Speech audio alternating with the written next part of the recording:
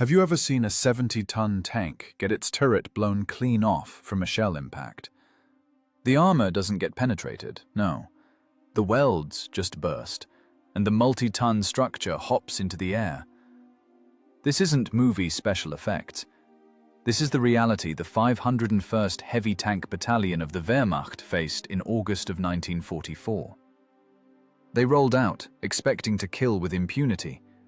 They had the best Zeiss optics and the thickest frontal armor. But they didn't know they were already being watched. Watched by beast killers, capable of unleashing a local apocalypse inside German tanks. What is a vacuum bomb effect inside a confined space?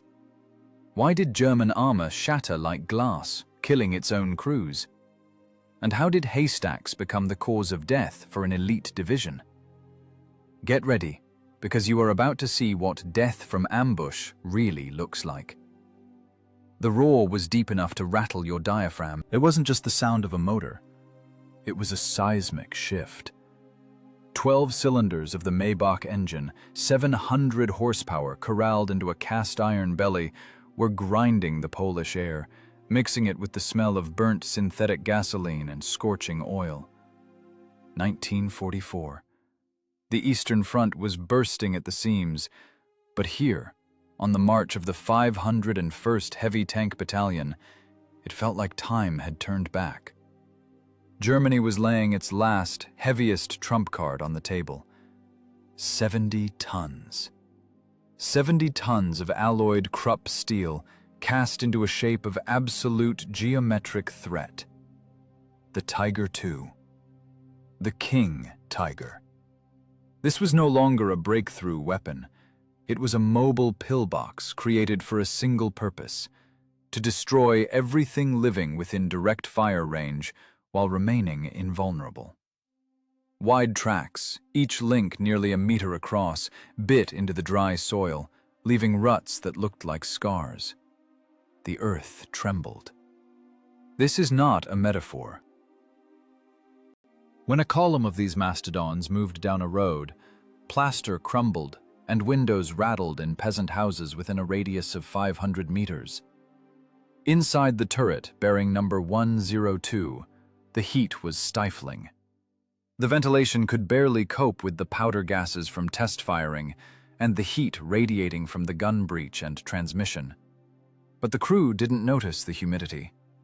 They were possessed by another feeling: the intoxicating sense of impunity. They were sitting inside the most protected capsule the gloomy genius of German engineering had ever created. The turret front, 180 millimeters. The hull front, 150 millimeters, at a rational slope of 50 degrees. The effective thickness of the armor here reached such values that any Soviet shells should have bounced off it like dry peas off a granite wall. "Gunther, watch the oil temperature." The commander's voice sounded distorted but calm over the intercom. "We can't afford to stall from overheating before we see the Russians." "Roger that. Temperature is normal. This beast eats fuel like a bottomless pit, but it pulls just fine," the driver mechanic replied. Obersturmführer Bartel pressed his face to the observation device. The world outside was broken down into firing sectors and landmarks. His confidence was based not on Dr. Goebbels' propaganda, but on physics. He knew he was operating the apex of the armored food chain. A long-barreled gun, 88 millimeters, model 43. Barrel length, 71 calibers. Muzzle velocity of the armor-piercing shell, 1,012 meters per second. At a distance of 2,000 meters, this shell punched through 132 millimeters of armor. This meant one thing: any enemy tank, whether a T-34 or the new IS, turned into a pile of scrap metal before it could even get within its own effective firing range. This wasn't a duel. This was hunting from a tower at a shooting range. Inside the tank, it smelled of grease, sweat, and the leather of government-issue seats. The loader, a sturdy guy with his tunic sleeves rolled up, was wiping the base of a shell casing with a rag. The unitary cartridge weighed more than 20 kilograms. The work was hard, but satisfying when you knew that every round you sent downrange sent an enemy crew to the next world. Here, in the 501st Battalion, they had gathered the best. Veterans who had gone through the hell of Kursk and Africa now held in their hands a tool worthy of their skills. They looked at the map of the Sandomierz bridgehead not as defensive territory, but as a proving ground to demonstrate their power. "Heard the Ivans have some new heavy machines," the gunner's voice cut through the static crackle. There was no fear in his tone, only the professional curiosity of a surgeon discussing a complex case. "Let them appear," Barthel chuckled, not tearing his eyes away from the periscope. "Their caliber is 122 millimeters. Sounds formidable, but they use separate loading. By the time Ivan shoves in the projectile, then the casing, then closes the breech, we'll have time to fire 3 shots. And one will be enough for us. Our Zeiss optics allow us to hit a squirrel in the eye from a kilometer away, and their sights are only good for looking at the moon during a full moon." The column clanked its tracks, kicking up clouds of dust that obscured the sun. The mechanism of war worked flawlessly. The road wheels, arranged in an overlapping pattern, evenly distributed the machine's monstrous weight, providing a smoothness of ride unavailable to other tanks. There was no gun stabilization, but with such mass and suspension smoothness, an experienced gunner could fire from short stops with deadly accuracy. The crews believed in the armor like they believed in God. This faith was material. It was measured in centimeters of hardened steel. They had seen how shells from medium tanks left only scratches on their flanks. They were used to being invulnerable. The psychology of a King Tiger tanker in August 1944 was the psychology of a hydraulic press operator. You simply press a lever, and the problem is flattened. No reflection, just ballistics and strength of materials. "Contact at 2 o'clock, range 3,000 meters, the gunner reported. "That's dust. Intelligence reported the Russians only have infantry and small-caliber anti-tank guns here." Barthel cut him off. "They wouldn't dare stick their heads out. We are advancing like we're on parade." And therein lay the fatal mistake. They perceived war through the prism of technical tables, where their stats were in the top row. They forgot that war is chaos, where tactics beat technology, and cunning breaks the straight line of a trajectory. But right now, in the dust clouds near Ogledow, the King Tigers looked like the absolute masters of life. The mighty turrets turned slowly, scanning the horizon. The long barrels with muzzle brakes sniffed the air predatorily. The roar of engines drowned out all other sounds. The screech of metal grinding sand was the music of their superiority. No one in this column thought about death. Death was the lot of those outside, those with thinner armor and smaller calibers. Here, behind 150 millimeters of steel, reigned cold calculation and the anticipation of easy prey. The driver shifted gears. The gearbox, a complex and temperamental device, responded with a dull thud, but held. The multi-ton behemoth picked up speed slightly. Ahead lay sandy hills and scrub brush, ideal terrain for a shooting gallery. Barthel adjusted his throat microphone.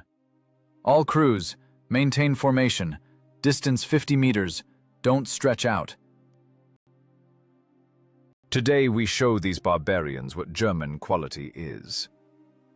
They drove on, confident they saw everything. But in reality, they were blind. Their arrogance, cast in metal, had become blinders on their eyes. 70 tons of weight gave a sense of stability, but stripped away maneuverability. The powerful gun gave range, but limited the field of view in the narrow sights. They were kings walking to the scaffold, but mistaking it for a throne room. The roar of motors approached the point of no return.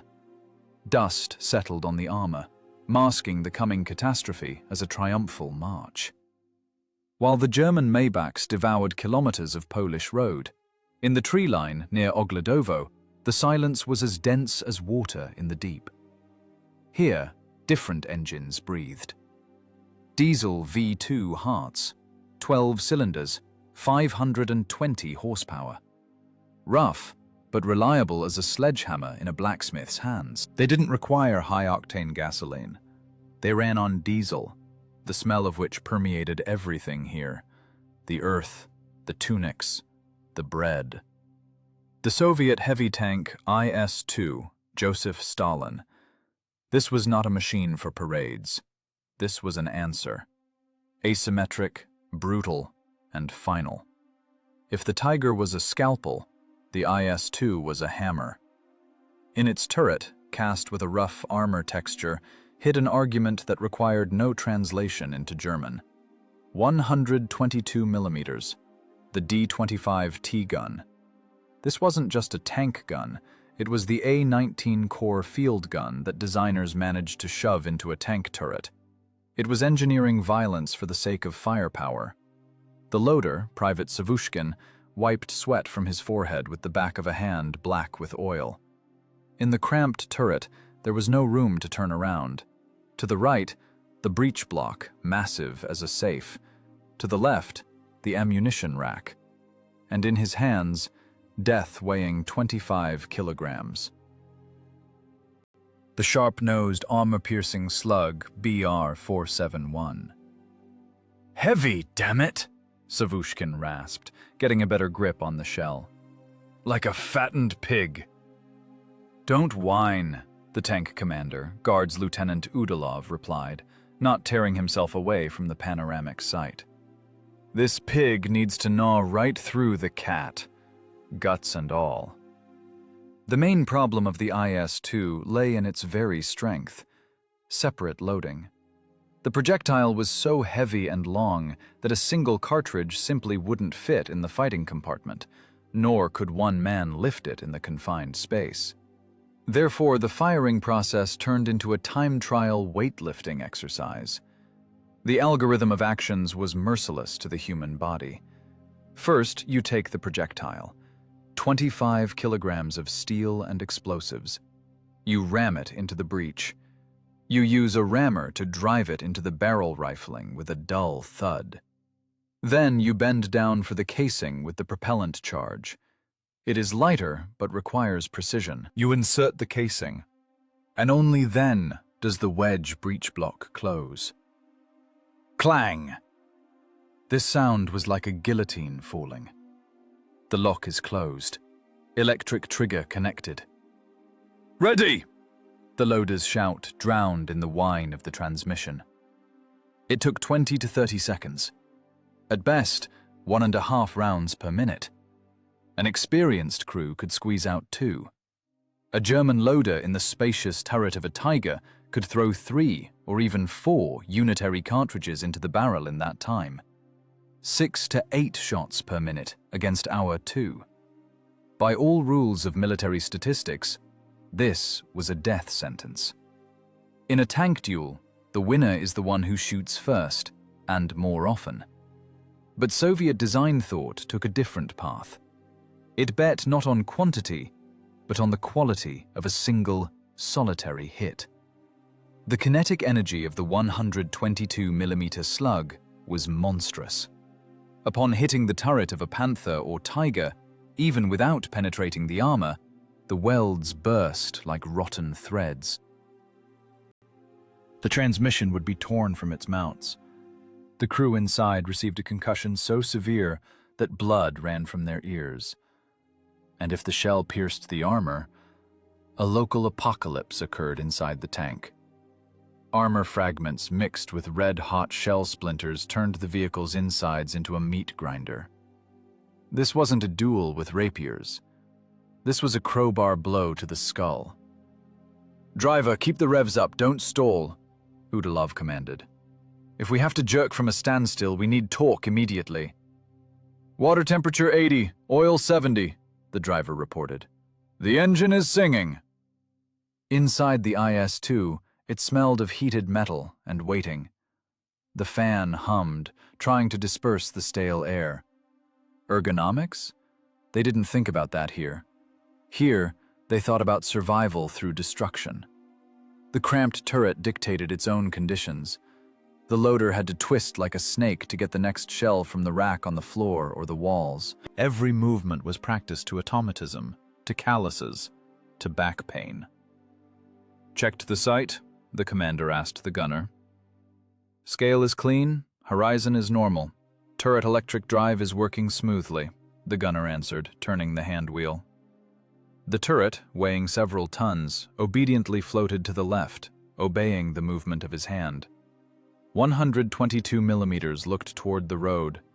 The muzzle brake, the characteristic two-chamber knob at the end of the barrel, was ready to take the blow of the powder gases to soften the monstrous recoil. Without it, the gun would simply tear itself out of the turret upon firing. They knew who was coming at them. Intelligence reported heavy tanks. But there was no fear. There was the cold jitters before the start, like a boxer before stepping into the ring against a heavyweight. The crew understood. They had no right to miss. The first shot had to be lethal. If they missed, the German would have an eternity, 20 seconds of IS reloading, to turn them into a torch. "Remember," Ogledow's voice became hard, almost metallic. "We hit for sure. The distance will be point blank. Don't rush. Let them show their sides. Taking them head on is a lottery. But the side, that's a guarantee." Savushkin stroked the base of the casing. Inside the brass cup slumbered the gunpowder. Chemistry ready to become physics. He felt the floor trembling. It wasn't their engine. It was the earth trembling from the approach of 70-ton guests. The IS-2 was a breakthrough machine, created to storm cities and crack fortified lines. But today, it had to become an ambush hunter. Its armor, 120 millimeters on the hull front, was powerful, but the King Tiger with its 8.8 could punch through even that. Salvation lay not in the thickness of the steel, but in the geometry of the battle. In who saw first, and who pulled the trigger first. "Sasha, check the second stage rack again," the commander ordered. "So it's close at hand." "Everything's normal, Comrade Lieutenant. Shells are greased, sliding like butter." They were part of a single organism. 4 men and 46 tons of iron. The IS-2 stood covered with branches and camouflage netting, blending into the Polish landscape. The gun was lowered low, almost touching the grass. The Predator froze before the pounce. The Diesel purred at idle, like a big cat ready to unsheath its claws. The gunner pressed his eye to the TSH-17 telescopic sight. The crosshairs trembled from the hull's vibration. He saw the sector. A dusty road, the curve of a hill, bushes. That was exactly where the gray silhouettes were supposed to appear. "They're coming," the driver said quietly. The earth began to transmit rhythmic thuds. Boom, boom, boom. It sounded like the footsteps of a giant. "Attention crew!" Ogledow switched to the internal comms. "Armor piercing." "Load!" Savushkin yanked the breech lock. The clang of metal sounded like the cocking of a pistol at a temple. The heavy slug slid into the barrel. The casing followed. The slam of the breech block. "Ready!" Now the devil sat in the barrel. All that remained was to let him out. The IS-2 froze, turning into a steel nerve. Seconds stretched into hours. The air in the turret became thick and hot. But this wasn't fear. It was concentration. Ahead was a battle where the physics of large calibers would decide who lived and who burned. The hammer was raised. August 1944 on the Sandomierz bridgehead turned out dry and hot. Dust hung in the air in a dense suspension, clogging filters and gritting on teeth. The village of Ogledow, lost among the Polish hills, became the geographic point where the fate of the bridgehead was decided. The terrain here was difficult. Sand dunes, copses, deep ravines. For tank maneuvers, hell. For a competent anti-tank defense, a gift of fate. Guards Lieutenant Colonel Evdokimenko looked at the map. He wasn't a dreamer. He was an engineer of war, a chess player whose pieces were 46-ton machines, and the price of a mistake wasn't a lost game, but burning crews. Intelligence had reported a concentration of heavy German armor. Evdokimenko understood. To accept a meeting engagement in an open field against King Tigers with their long-range optics and thick frontal armor meant playing Russian roulette with 5 bullets in a 6-chamber cylinder. "We won't go head-on." His finger traced a line on the map, skirting Ogledow. "They are waiting for a nightly joust. We'll give them a street fight in a back alley. We'll bury the tanks, turn them into pillboxes. Let the Germans come within pistol range." The order went out to the battalions. The hardest part of tank warfare began. Earthworks. Tankers put down their wrenches and picked up shovels. To hide the massive hull of an IS-2, you need to move cubic meters of dense, packed soil. Sand crumbled, the heat squeezed the last juices out of the men. Tunics turned white with salt. But no one complained. Everyone understood the simple arithmetic of survival. The deeper you dig in, the longer you live. Positions were chosen with surgical precision. Tanks were placed in caponiers so that only the turret stuck out above the ground. This reduced the vehicle's silhouette by half. Hitting the low, streamlined turret of an IS-2 from 1.5 kilometers is a difficult task even for the vaunted German optics. But the high side of a Tiger going on the attack would be visible like the palm of a hand. But simply digging in wasn't enough. One had to vanish. The area around Ogledow was dotted with haystacks after the recent harvest. This became the basis of the camouflage. Evdokimenko ordered the formidable war machines transformed into harmless elements of the rural landscape. "Comrade Lieutenant, how much more hay should we pile on?" The driver's voice was hoarse from dust. He stood on the armor, accepting armfuls of dry grass handed up by the loader. "More," replied the platoon commander, critically examining the silhouette. "Wrap the barrel in burlap so there's no shine, and hide the muzzle brake. The Germans know our profile. If they see that characteristic knob, they'll know immediately it's not a haystack." The tankers tied sheaves, layering them on the armor. The guns were masked particularly carefully. The long barrel of the 122mm gun turned into a sticking-out pole or part of a collapsed shed. The main rule of camouflage: don't just throw branches on, but break up the outlines. The observer's eye latches onto regular geometric shapes, straight lines, circles of wheels. The chaos of grass and branches broke this geometry, making the tank invisible. "Watch from above so the net doesn't sag," the sergeant commanded, checking his crew's work. "Their aviation is still flying.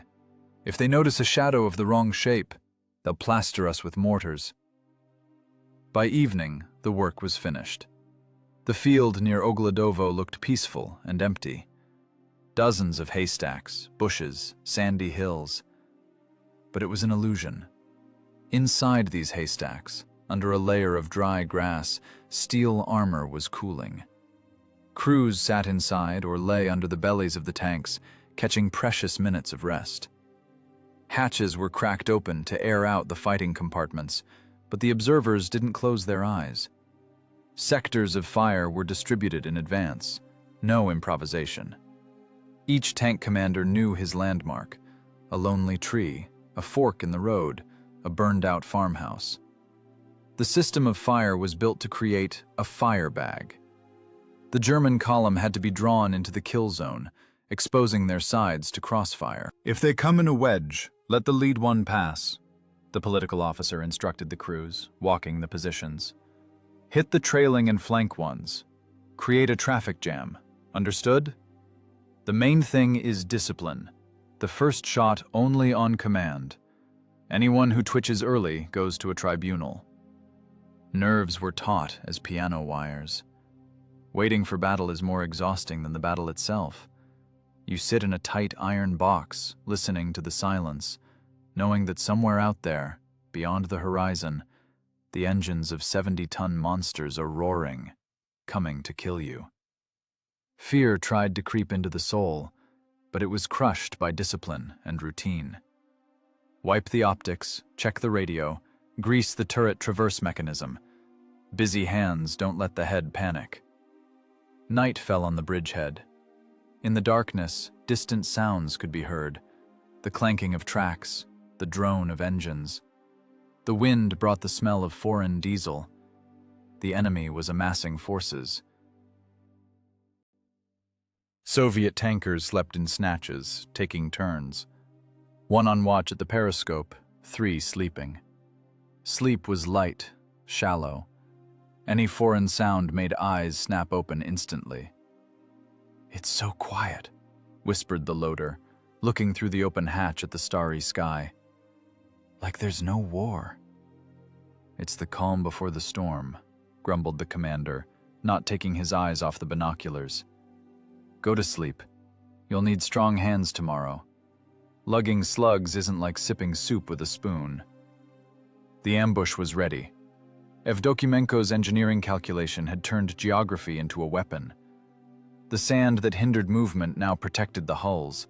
The bushes and folds of the terrain hid the positions, and the haystacks became invisibility cloaks. It was a trap. A huge steel trap, the spring of which was wound to the limit. All that remained was to wait for the beast to step on the pedal. The dawn of August 13th painted the sky gray. Fog crawled along the lowlands, hiding the outlines of objects. This played into the hands of the defenders. The fog concealed distance, hindering German rangefinders. The world shrank to the radius of a direct shot. Crews took their battle stations. Hatches slammed shut. Radio toggle switches clicked. The ether hissed in headphones. Engines were not started to avoid giving themselves away with sound and smoke. The silence became absolute, ringing. And in this silence, with a rising roar, death approached, cast in Krupp steel. The stage was set. The actors took their places. The curtain of fog began to rise slowly. August 13th, 1944. The morning that was supposed to be a triumph of German steel began with the roar of engines. The 501st Heavy Tank Battalion began to move. This was not a tactical deployment. It was a parade. A parade of self-confidence encased in armor. 11 King Tigers moved out to the line of attack, ignoring elementary rules of concealment. They moved openly, kicking up pillars of dust visible for 10 kilometers. Obersturmführer Bartel, commander of the lead vehicle, stood in the commander's cupola. The wind hit his face, but he didn't duck down. He liked this feeling, towering over the battlefield at a height of 3 meters, controlling a 70-ton monster. In his mind, shaped by the victories of 41 and 42, Russian tanks were merely moving targets. Intelligence had reported clearly. There were no serious enemy forces on the route. Only infantry dug into the sand, and maybe a few light guns. For the frontal armor of the Tiger B, 150 millimeters thick, this was no more dangerous than hail. "Lead to all!" Bartel's voice sounded authoritative in the throat mics. "Distance 50 meters, marching speed. Don't stretch out. Tonight we dine in Sidwoof." The column moved like a single well-oiled mechanism. The Maybach HL-230 engines worked at the limit, devouring liters of gasoline every second, but pulling reliably. Wide tracks ground the Polish black earth mixed with sand. The clang of metal was heard throughout the district. The Germans weren't afraid of being heard. On the contrary, they wanted the sound of their approach to paralyze the enemy's will before visual contact. A psychological attack by sound and mass. Inside the machines, euphoria reigned. The crews, rested and confident in the invulnerability of their equipment, acted carelessly. Many had their hatches open. They felt like hunters going on a safari where the game has no fangs. "Hans, look to the right, by the grove." The voice of the 2nd Tank's commander came over the air. "See that haystack? Bet you there's a scared Ivan with a rifle sitting in there." "Leave him," the gunner replied lazily.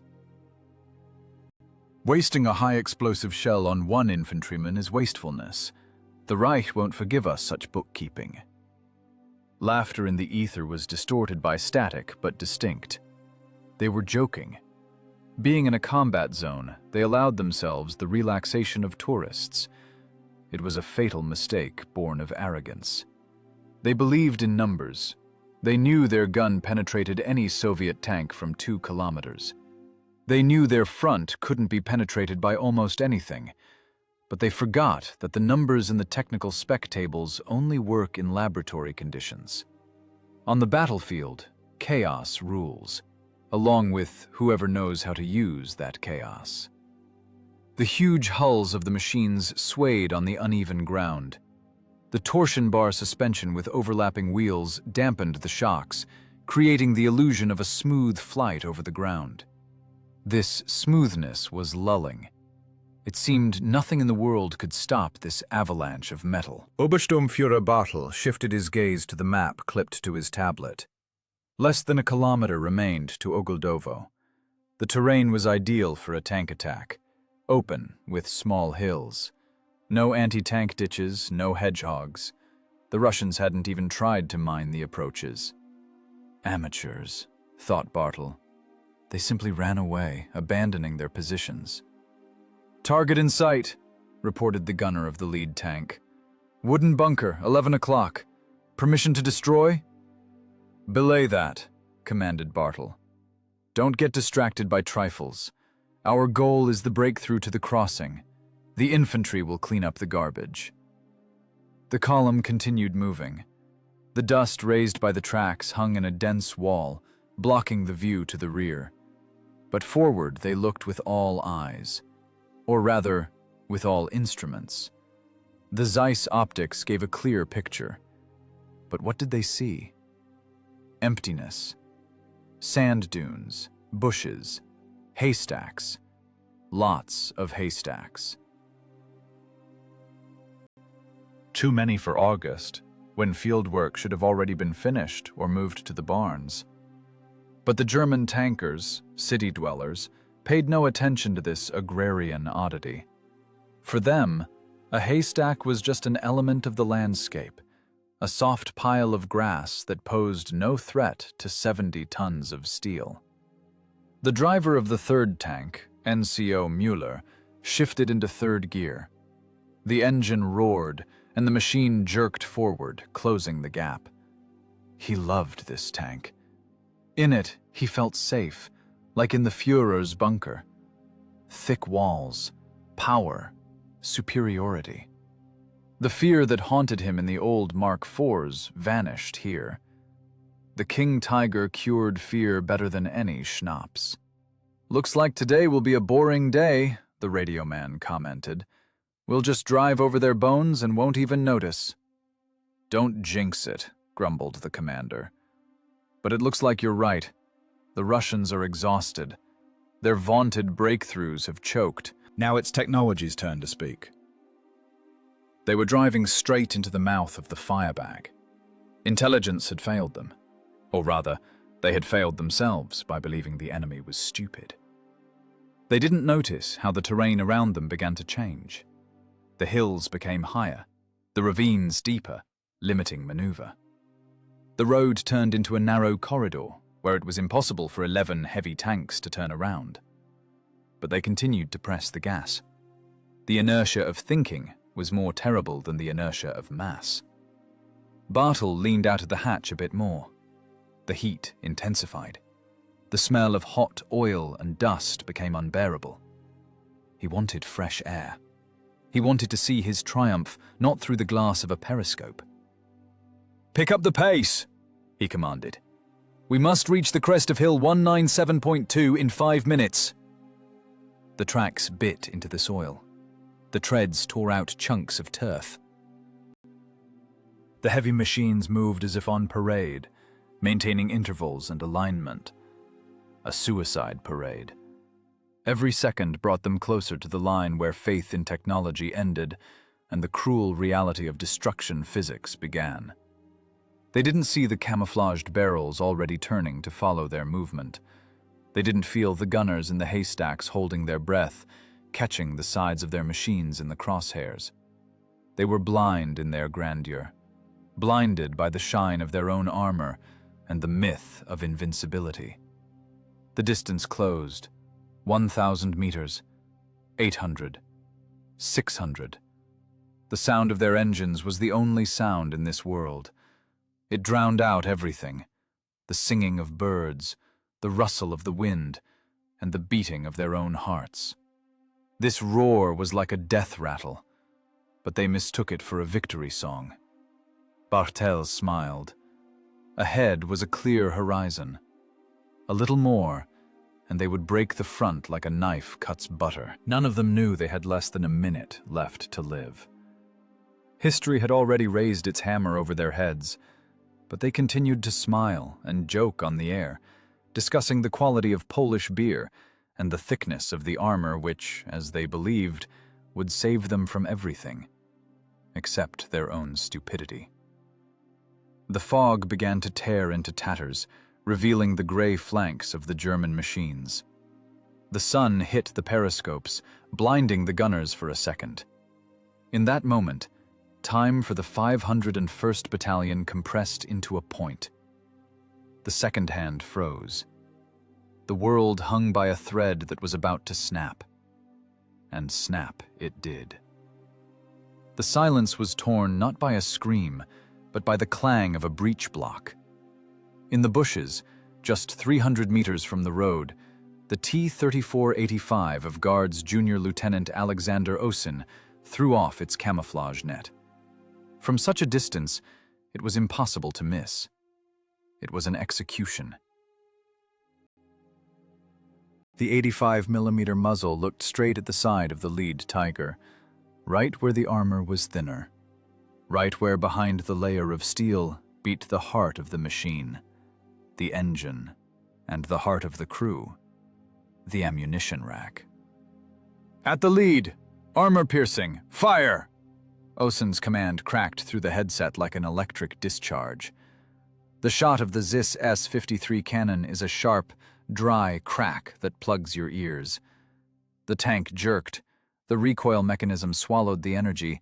The casing fell to the floor of the fighting compartment with a ring.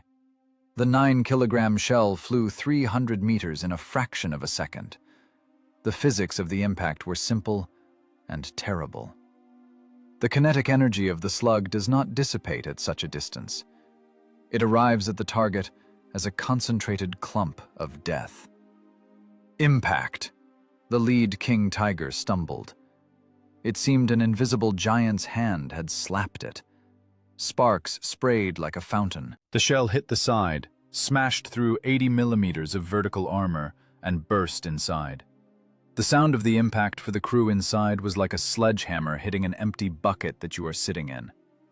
In the ether, where jokes and self-confidence reigned a second ago, chaos exploded. "Contact right! Contact right!" someone screamed in a wild voice, breaking into a squeal. "Where is it coming from? I don't see the flash!" Obersturmführer Bartel didn't have time to understand anything.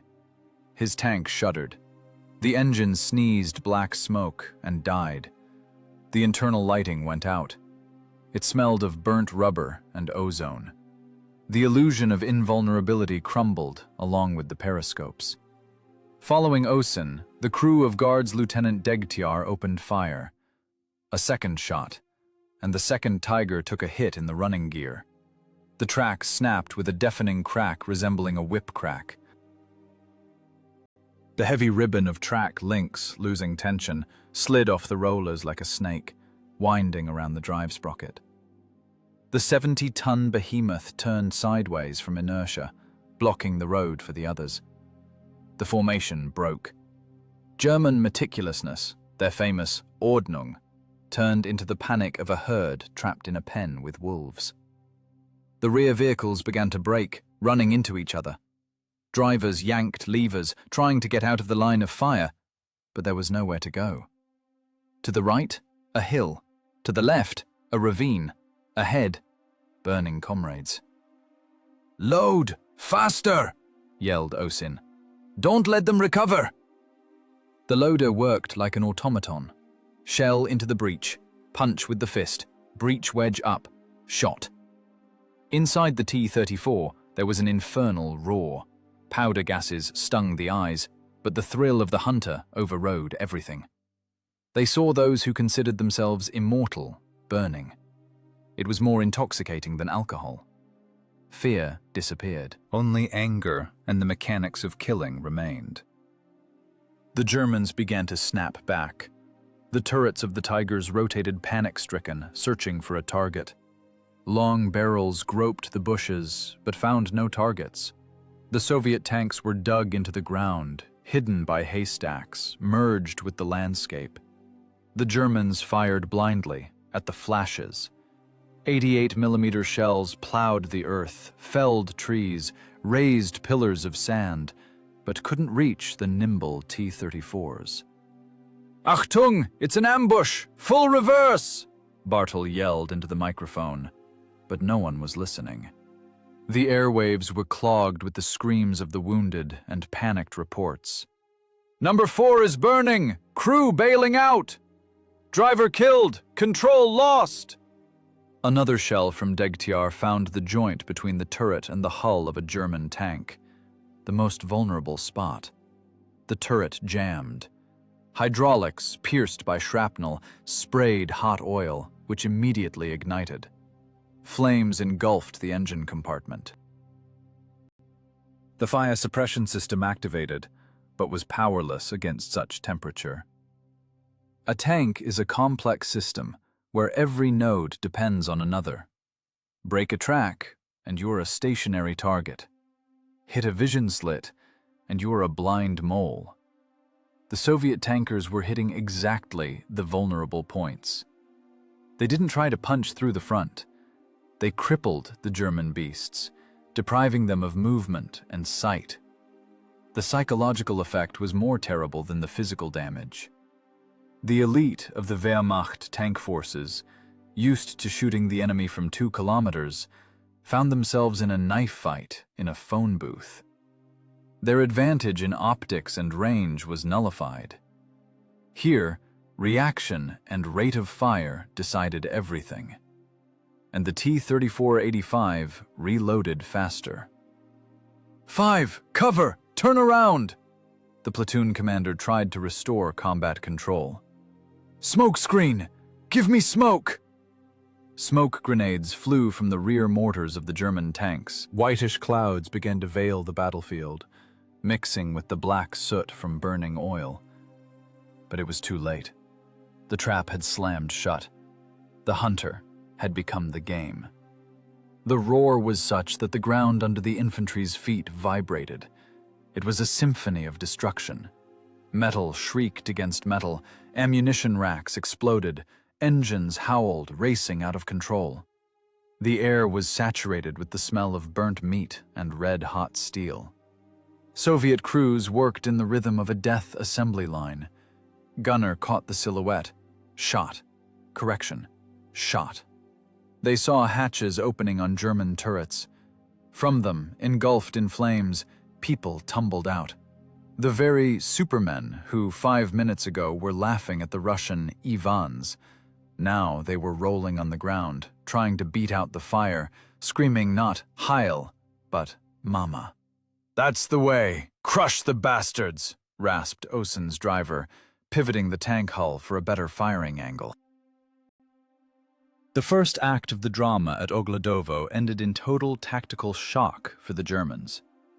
The vanguard was smashed and burning, but the main forces of the King Tigers were still intact. They were backing up, snapping back, regrouping. They hadn't yet realized that the T-34s were just the beaters. The main caliber, the real hammer, was still silent, hidden in ambush. The heavy IS-2s awaited their entrance. Their 122mm arguments were already in the barrels. A shroud of smoke and dust descended on the field. In this murky haze, the shadows of giants moved. The roar of engines changed to a strained howl.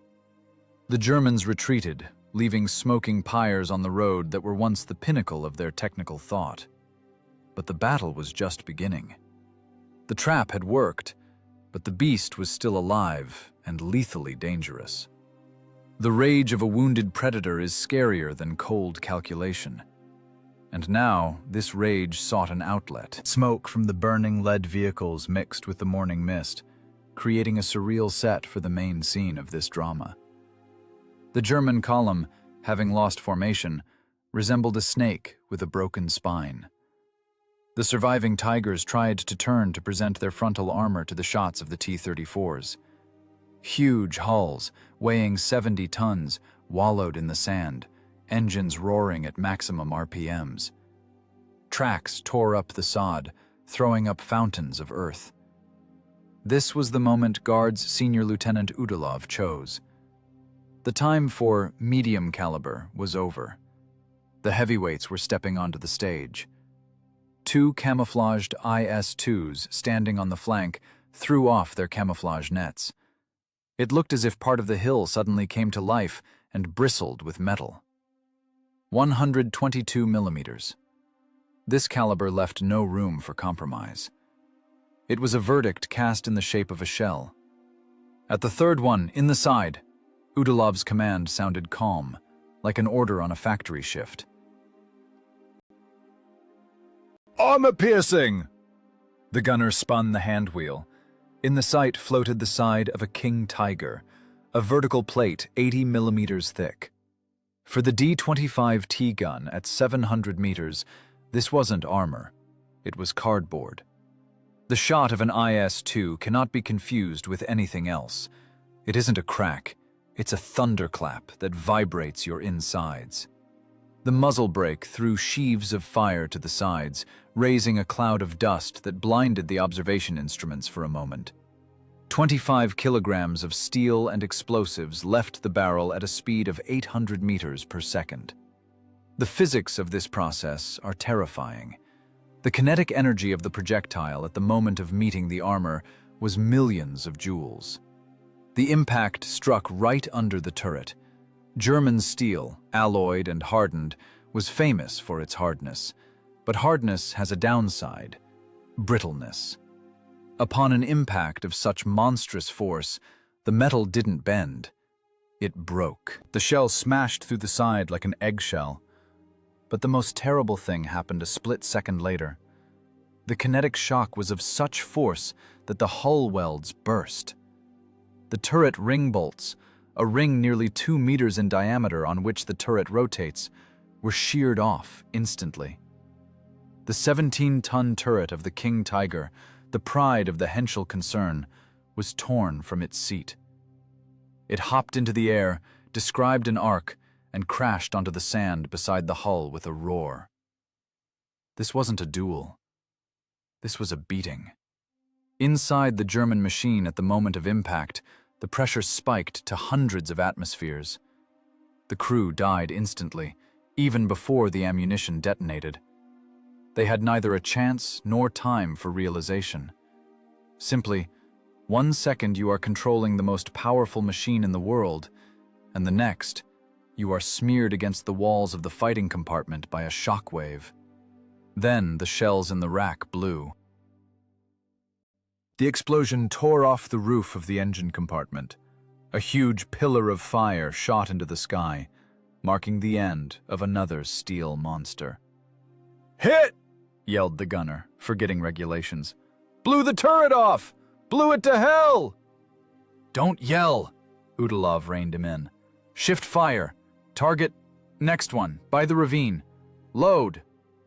Inside the IS-2 turret, heavy, sweaty work boiled. The loader, a big Siberian guy, worked at the limit of human capability. His hands shook not from fear, but from exertion. Lift a 25-kilogram shell. Turn it in the cramped space. Carefully, so as not to damage the fuse, drive it into the breach. Take the rammer. Strike. The ring of metal. Now the casing. Another 15 kilograms. Come on, baby, get in there, he rasped, driving the charge home. Separate loading, the curse of Soviet tankers that became their salvation.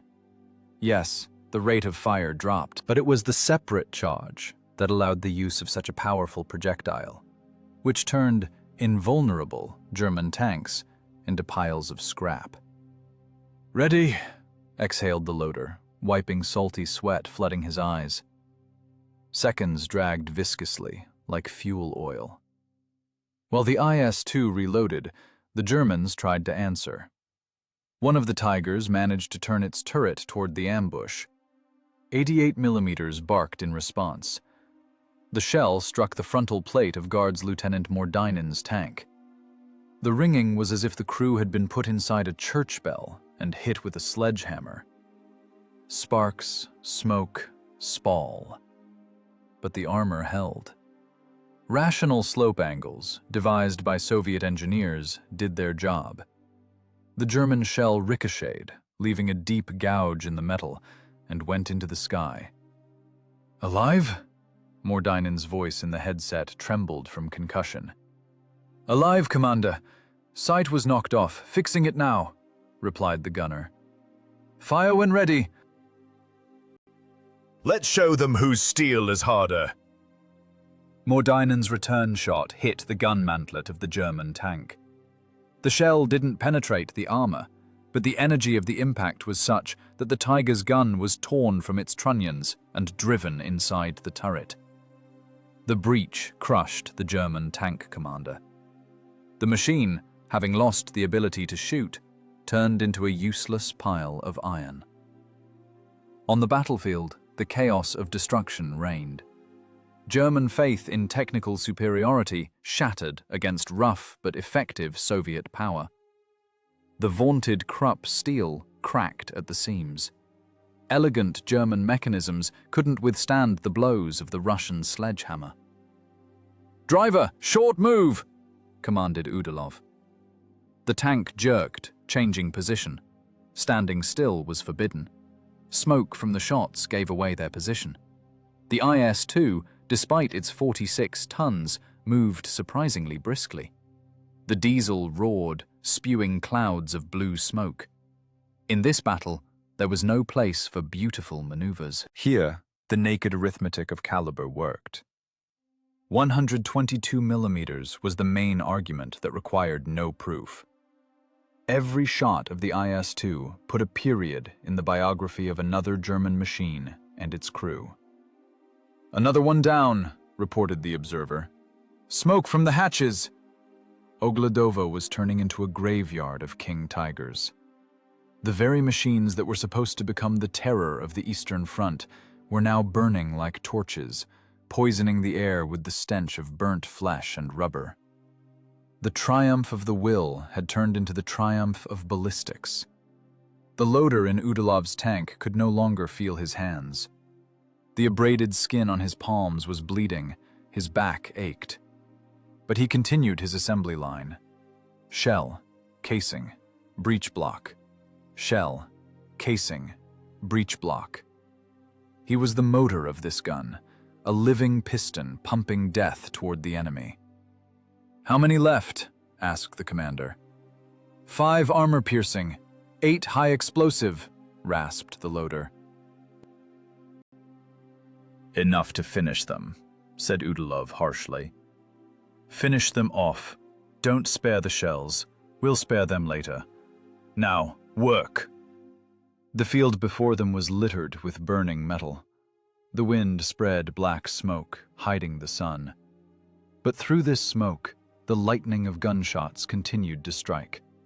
Soviet heavy tanks methodically, shot by shot, dismantled the Wehrmacht elite into spare parts. It was the anatomy of war, where the surgeon's scalpel was replaced by a blacksmith's hammer, and this hammer struck without missing. The battlefield was shrouded in acrid, greasy smoke. It wasn't just machinery burning. The ambitions of the Third Reich were burning. Black clouds rose from shattered hulks, mixing with dust not yet beaten down by the wind. The surviving German crews tried to do the impossible, break out of the fiery sack. But the trap, slammed shut by Lieutenant Colonel Evdokimenko's guardsmen, had no exit.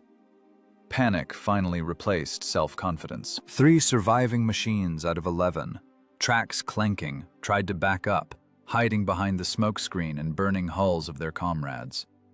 They sought salvation in a flanking maneuver, hoping to bypass the Soviet ambush in an arc through the brush. It was a gesture of desperation. 70-ton behemoths lost their maneuverability on the loose sand. They spun their wheels, engines roaring to the breaking point, turning into ideal, slow-moving targets. "They're leaving! To the right, along the hollow, they're leaving!" A hoarse voice in the headphones belonged to the T-34 platoon commander. "They won't leave," Ogledow answered calmly. "Second, third, shift fire to Sector 40. Cut them off from the forest." The IS-2 turrets, heavy and clumsy-looking, began to rotate. The electric drive hummed evenly, without strain. It was work not for speed, but for precision. The gunners were no longer looking for weak spots. At such a distance and angle, any shot into the side or rear of a retreating Tiger was fatal. One of the German tanks, trying to turn on the spot, exposed its rear plate. The armor was thinnest there, 80 millimeters. A 122 millimeter shell hit exactly in the engine compartment. There was no explosion. There was a dull thud, after which the multi-ton rear plate simply fell off, exposing the guts of the engine. The Maybach choked. A second later, a pillar of fire 5 meters high erupted from the engine bay. Gasoline. German tanks burned brightly and hotly, unlike the diesel Soviet machines, which you still had to manage to set on fire. "Done," stated the gunner. "Next."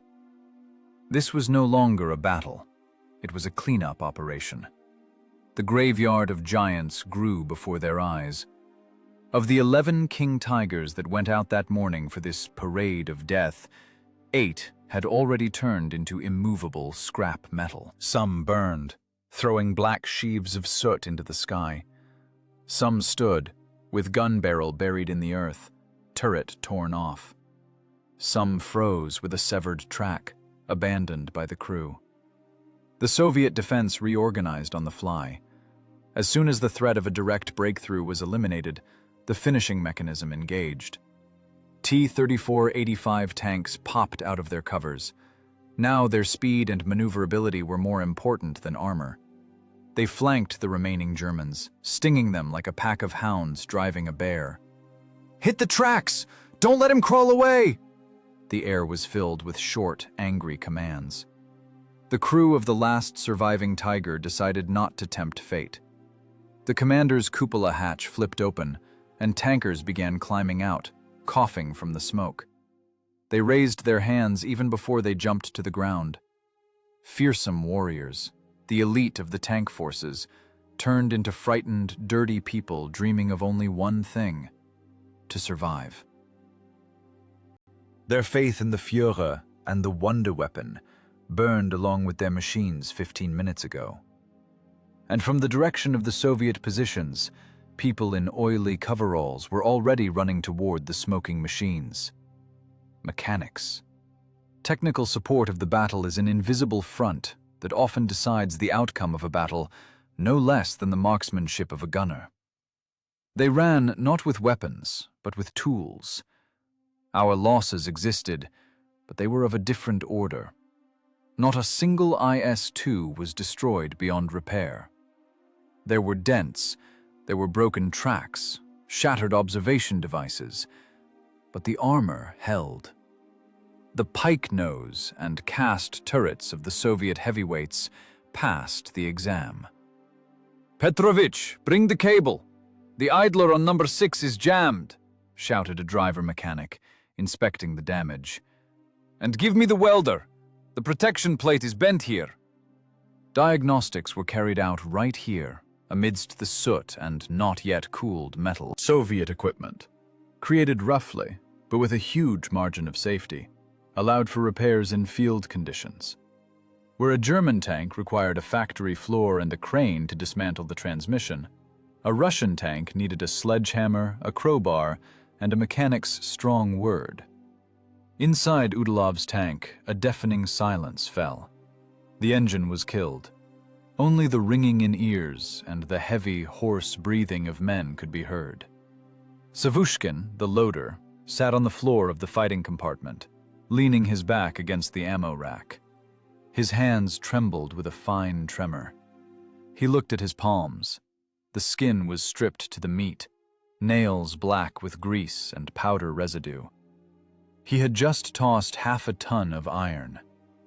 "Water," he whispered with parched lips. Udelov took out a canteen and passed it to him. The water was warm, with a metallic taste, but seemed tastier than the most expensive wine. "Alive," exhaled the commander, taking off his headset. Wet hair stuck to his forehead. "Everyone's alive." He climbed out of the hatch. The air outside was heavy, soaked in death and the chemistry of war. Before him opened a panorama of rout. Ogledow, the sandy hills the Germans considered their bridgehead, had become their grave. The carcasses of tigers stood as black monuments to human pride. Metal cooled, emitting characteristic clicks. Sometimes something exploded inside the burning machines, remnants of the ammo load detonating, throwing out sheaves of sparks. This wasn't just a one battle. It was the collapse of a system. The Germans bet on absolute protection and absolute firepower, forgetting about mobility and stealth. The Soviet tankers opposed them with flexibility, tactics, and the lethal power of large caliber at dagger distance. Infantry was already approaching the captured but relatively intact German machines. Soldiers touched the armor warily, armor that an hour ago seemed like an impregnable wall to them. Now holes the size of a child's head gaped in this wall. The edges of the holes were melted, a trace of the monstrous temperature generated upon penetration. "Look, battalion commander," an infantry captain approached Udelov, nodding at a destroyed Tiger. "Look how the turret was sheared off, like a razor." "Not a razor," Udelov grinned wearily. "A crowbar. 122 millimeters. There is no defense against a crowbar, Captain. Even if that defense is German steel." On the horizon, the smoke began to dissipate. The sun finally broke through the veil, illuminating the twisted iron. The battlefield was quieting down.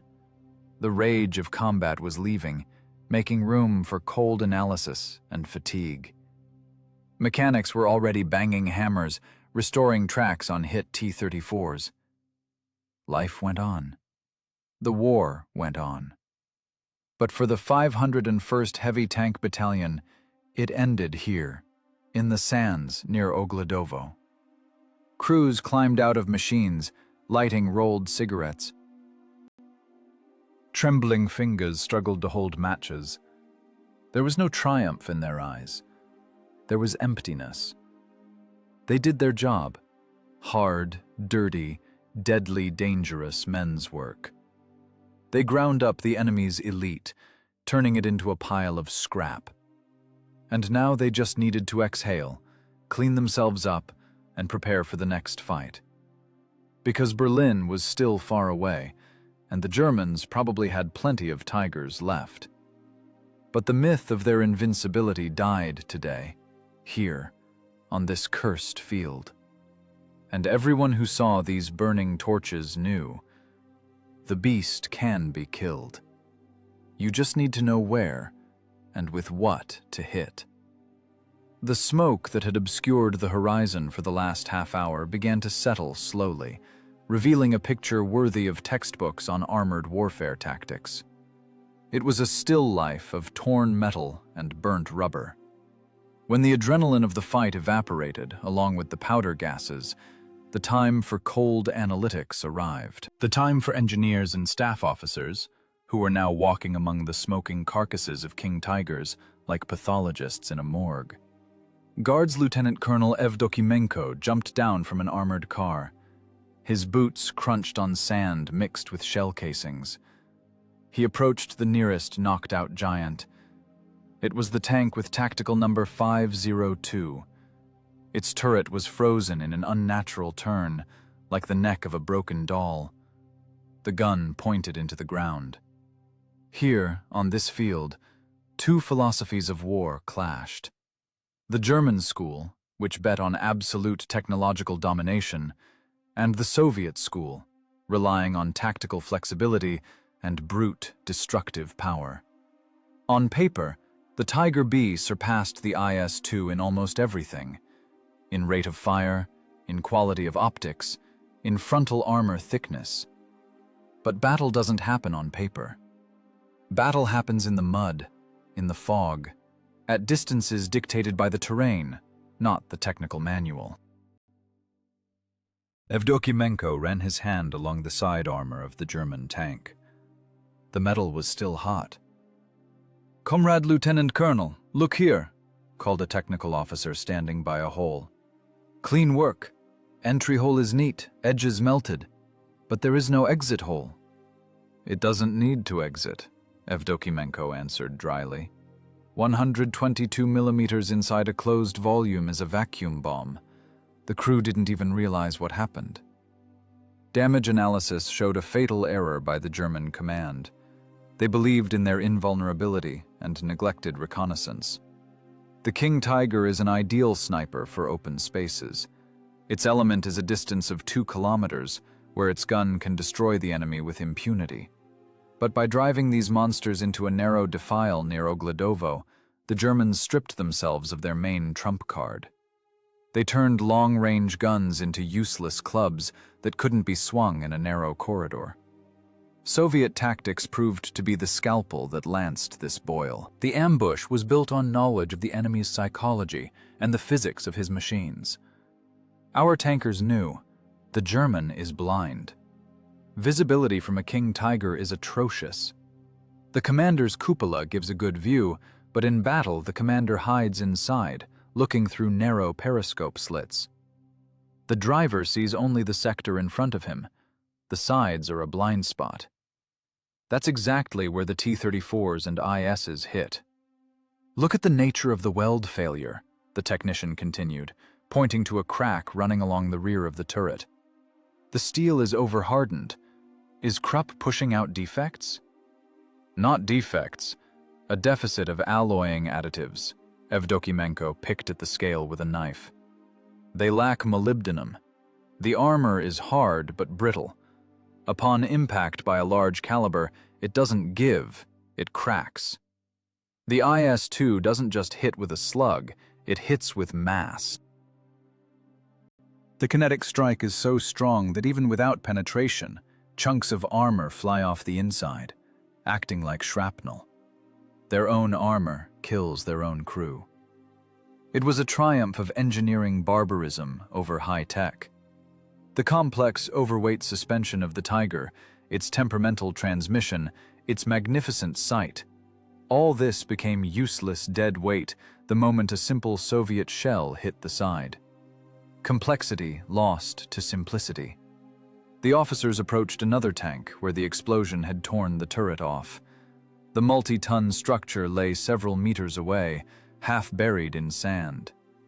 It was a visual aid on the physics of explosion. Detonation of the ammo rack in the turret bustle. The Germans placed shells right in the turret for the loader's convenience. Convenient? Undoubtedly. Safe? Lethal. One penetration of the turret side, and the tank turns into a volcano. "They thought we would play by their rules," said the approaching commander of the IS-2 regiment. "That we would go out into an open field and measure millimeters. But we played hide-and-seek." "And won," nodded Evdokimenko. "Note, Major, not a single one of our tanks went into a frontal attack. We used the folds of the terrain, haystacks, bushes. We used their inertia of thinking. They saw a haystack and received a shell in the side." The firebag tactic worked flawlessly. The Germans found themselves inside a geometric figure where every corner was shooting. They couldn't maneuver. Sand and the knocked-out vehicles of comrades got in the way. They couldn't respond effectively. They didn't see the targets. They were trapped in their steel coffins, technically perfect, but tactically helpless. This battle showed the main thing. Technology is just a tool. The King Tiger is a terrifying machine, the pinnacle of German tank building. But in the hands of an overconfident, tactically illiterate commander who threw a battalion into an ambush without recon, it's just a pile of expensive scrap metal. A Soviet officer looked into the driver's hatch of one of the intact but abandoned Tigers. Inside it was clean, spacious, smelled of quality leather and synthetics. The dashboard resembled an airplane cockpit, a multitude of dials, switches, indicator lights. "Beautifully made," he admitted. "Ergonomics. Comfortable to die." "And it's tight for us," grinned a repair sergeant standing nearby. "But we're alive, and we won." The result of the battle near Ogledow was summed up not in millimeters of armor, and not in barrel lengths. It was summed up in the irrecoverable losses column. 11 newest heavy tanks lost, 3 functional machines captured. Soviet losses, several damaged tanks that would return to duty in 24 hours. It was a victory of intellect over mass, a victory of cunning over template. The Germans created a Wunderwaffe, a wonder weapon. They prayed to it. They believed that the mere sight of this tank would make the Russians run. But the Russians didn't run. They dug into the ground, camouflaged themselves, and cold-bloodedly, calculatedly, as if on a range, executed a legend. Evdokimenko lit a cigarette, looking at the smoking field. The smoke was dispersing, but the lesson taught to the Wehrmacht here would remain in history forever. You cannot replace tactical mastery with armor thickness. You cannot replace reconnaissance with faith in invulnerability. And most importantly, you cannot underestimate an enemy who has a 122mm argument and the will to use it. The battlefield quieted, turning into a museum of shattered illusions. Soviet tankers, dirty, tired, but alive, were already preparing their machines for the march. The war didn't wait. And these steel monsters, which just yesterday scared all of Europe, would now remain here, rusting in the Polish sands, like a monument to human stupidity and the triumph of military science. The silence covering the field near Ogledow was heavier than the roar of battle. It was the silence of a cemetery where not people, but an idea had just been buried. The idea of the superiority of the Aryan race, embodied in 70 tons of alloyed steel.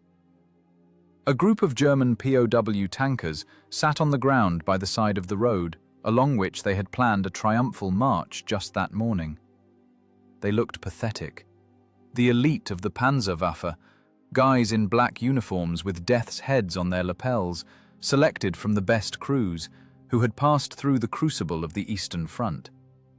An hour ago, they looked at the world through Zeiss optics with the arrogance of gods. Now they looked at their dirty boots, afraid to raise their eyes to the guards. The arrogance was knocked out by the shockwave. An Obersturmführer, commander of one of the destroyed companies, sat separately. His tunic was torn, face sooty, hands trembling slightly. He wasn't physically wounded. He was concussed by the truth. He shifted his gaze from one burning hulk to another. His lips moved soundlessly, as if he were trying to recount the losses, but the arithmetic refused to add up to his habitual worldview. 11 machines went into the attack. 0 returned. Next to him stood a Soviet intelligence officer and a translator. "Ask him," said the intelligence officer dully, lighting a papyrosa. "Why the hell did they barge in head-on? They saw the terrain. Or did they think we ran out of shells?" The translator translated the question. The German slowly raised his head. There was no hatred in his eyes. In them splashed a deep, almost childlike lack of understanding. "It is impossible," he rasped in clear German. "The manual states..." The frontal armor of the Tiger B is invulnerable to all types of anti-tank guns at ranges over 500 meters. Did you use some new artillery? Secret weapon? "Tell him," grinned the intelligence officer, blowing a stream of smoke, "that our secret weapon is their stupidity, and the D-25T gun, the very one they saw back in 43. We just learned how to use it, and they forgot how to be afraid." The German shook his head. His world had collapsed. All the propaganda hammering faith in the Wunderwaffe into their heads turned out to be a lie. The wonder weapon didn't work. The technical genius of Henschel and Porsche engineers crashed against the harsh reality of a Soviet ambush. They believed the tank fights by itself. That thickness of steel replaces tactical literacy. A column of captured equipment was led past the prisoners. Trophy tanks managed to be captured almost intact. A Soviet crew sat on the armor of one of them. Dirty, sweaty, in greasy coveralls. They didn't look like knights. They looked like workers after a hard shift at the factory. One of the tankers, noticing the Germans, simply spat and turned away. In this gesture, there was more contempt than in any curse. For Soviet soldiers, the King Tiger ceased to be a mythical monster. It became just a target. A fat, dangerous, but mortal target. The psychological turning point happened right here. Before Ogledow, the name Tiger caused soldiers to tremble. It was a symbol of inevitable death. After Ogledow, the fear disappeared. A cold hunter's excitement remained. The tankers understood. This beast is blind, clumsy, and burns just as brightly as any other if you hit it in the side. Lieutenant Colonel Evdokimenko approached the group of prisoners. He wanted to look the enemy in the eye. Not that abstract enemy drawn on posters, but the specific commander who led this steel armada against him. "You call this tank King," Evdokimenko said quietly, looking at the Obersturmführer. The translator whispered quickly, "But the king turned out to be naked." The German flinched as if from a slap. He looked toward his tank. The turret lay separately, the gun barrel was bent. A jagged hole gaped in the side, from which smoke was still coming. This wasn't just a defeat in battle. It was a bankruptcy of philosophy. The technocratic religion of the Reich, placing iron above spirit, suffered a collapse. "We thought armor would save us," whispered a prisoner radio man sitting nearby. "We thought we were in a fortress, and we ended up in a mousetrap." "A fortress is people," answered Evdokimenko, not even waiting for the translation. "And iron melts." This day became the funeral of the German tank elite. The 501st Battalion didn't just lose equipment, it lost faith. The prisoners sat hunched over, and each of them understood. The war was lost. Not because the Russians had more tanks, but because Russian tanks, rough, with cast turrets looking like a pike's head, turned out stronger than their perfect mechanisms. The Russians didn't hit the armor, they hit the psychology. The terror that Tigers used to instill now returned like a boomerang to their crews. Now every German tanker, climbing into a hatch, would remember Ogledow. he would know that somewhere in the bushes, in a haystack, the 122mm pupil of a Soviet gun awaits him. And no millimeters of Krupp steel will save him. The convoy raised the prisoners. "Schneller, let's go!" commanded the sergeant. They trudged down the road, past their burning machines. The clang of tracks of passing IS-2s made them flinch and pull their heads into their shoulders. The sound of the engine, which used to be music of power to them, now became the sound of a sentence.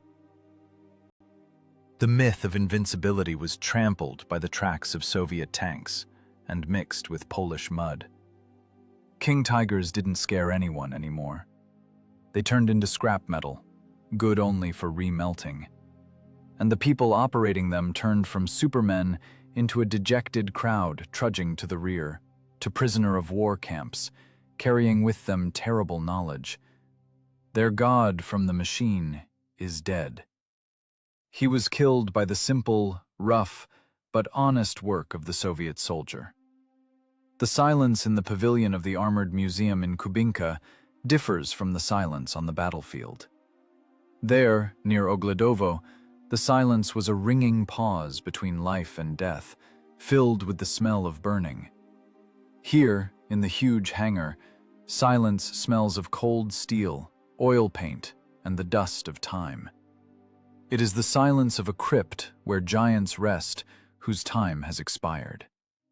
They stand almost side by side, two antagonists, two pinnacles of engineering thought of the 40s, created to destroy each other. On the left, the heavy tank IS-2. On the right, the Tiger B, aka King Tiger, with tactical number 502. The very one captured intact in August 1944. The very one whose crew fled in panic, abandoning the machine that seemed to them an indestructible fortress. Now, decades later, you can calmly walk up and lay a hand on their armor. The metal is cold and indifferent, but if you look closely, it will tell more than any general's memoirs. Walk up to the Tiger. It is a masterpiece. Even now, standing in a museum, it overwhelms with its size. 70 tons. The hull geometry is calibrated with pedantic precision. The welds are even, neat, as if made in a laboratory, not a factory. The huge gun with a long barrel hangs over the aisle like a barrier gate. Wide tracks, overlapping suspension. The engineers of Ferdinand Porsche and Erwin Aders put everything German science knew into this machine.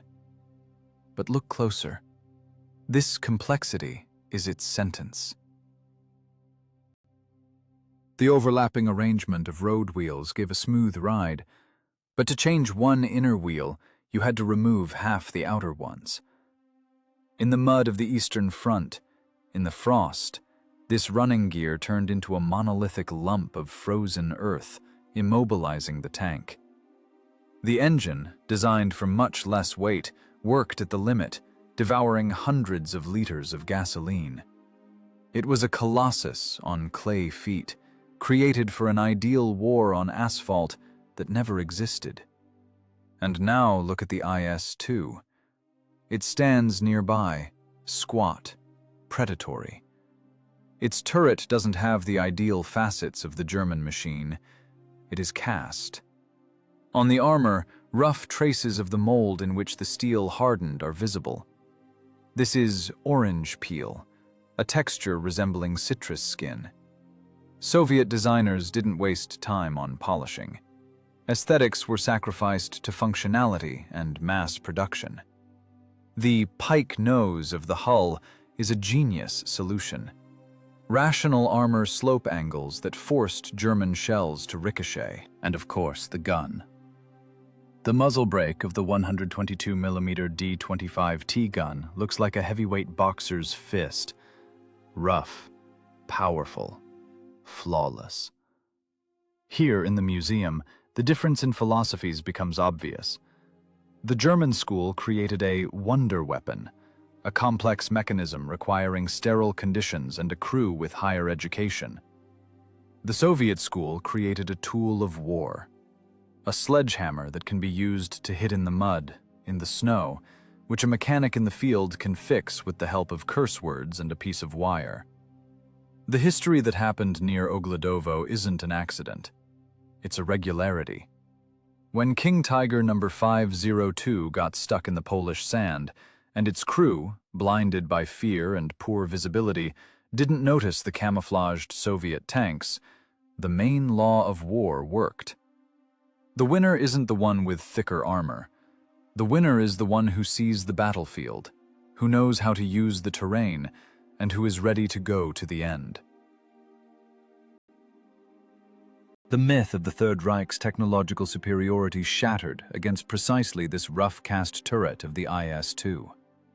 The Germans sought salvation in Wunderwaffe, hoping that technology would replace tactics and spirit for them. They were wrong. Iron is dead without human will. Today, the King Tiger in Kubinka is just an exhibit, a trophy, a symbol of arrogance that led to catastrophe. It stands, defeated and studied down to the last screw. Soviet engineers after the war shot up similar captured tanks on a proving ground to understand the limits of their durability. The conclusion was dry. The metal is high quality, but brittle due to a lack of molybdenum. The design is overcomplicated. The combat value does not correspond to production costs. And the IS-2 next to it looks not like an exhibit, but like a veteran on rest. It seems that if you fill it with diesel now, load 25-kilogram slugs, it will roar with its diesel again, ready to break the spines of new enemies. Life is felt in it. The very life breathed into it by the crews of Guards Lieutenant Colonel Evdokimenko, Lieutenants Udalov, Osin, Klimenkov. The lesson of Ogledow is simple and cruel. War does not forgive faith in spec sheet numbers. A penetration table does not account for the human factor, fear, surprise, and the skill of an ambush. 70 tons of King Tiger turned out powerless against competent tactical calculation, and 122 millimeters of Soviet fury. Walking past these frozen giants, remember, this isn't just iron. These are monuments. One is a monument to a dead-end branch of evolution, an attempt to create a god from a machine.